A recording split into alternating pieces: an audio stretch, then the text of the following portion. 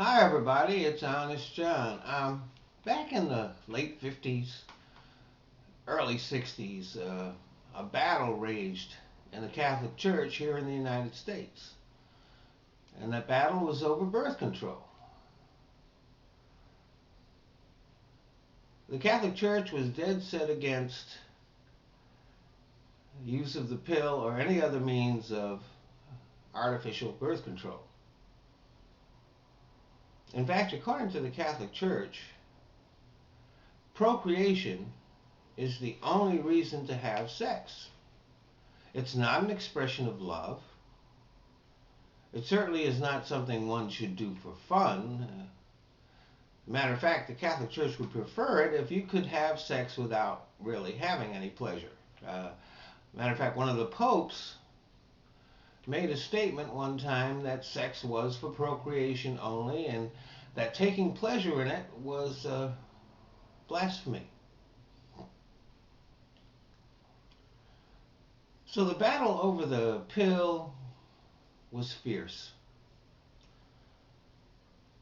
The church did concede that it was okay to use the rhythm method of birth control, in which the couple would attempt to figure out when the woman was least fertile and only have sex then. There was a joke back then. What do you call people who use the rhythm method? Parents. Matter of fact, I myself was one of those rhythm babies. The church remained dead set against any other form of birth control. But finally, an unofficial truce was declared. Americans would use whatever form of birth control they wanted, and the church would look the other way. And it's been that way up until today. And here we are, 50, 60 years later, and the battle is on again. The Catholic Church is not satisfied with the compromise that was made by the Obama administration,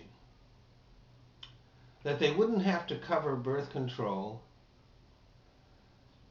for any members directly involved in church activities, but would have to provide coverage to employees of their businesses. And by the way, schools and churches are schools and hospitals are businesses, and they have a lot of other businesses also. Now, conservatives think they've found a winner here, that Catholics will unite against the Democrats and the Obama administration on this issue.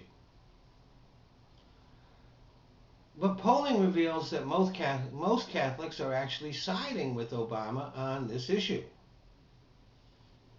It turns out that most Catholic women either are or have used some form of birth control other than rhythm.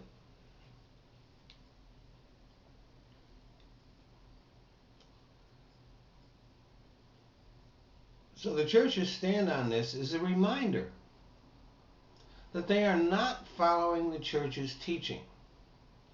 Now, I don't know what's going to be the result of all this controversy, but one thing is clear.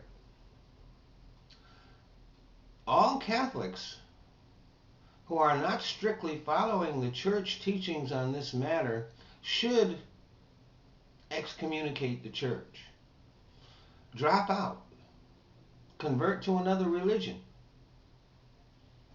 or just stay at home on Sundays.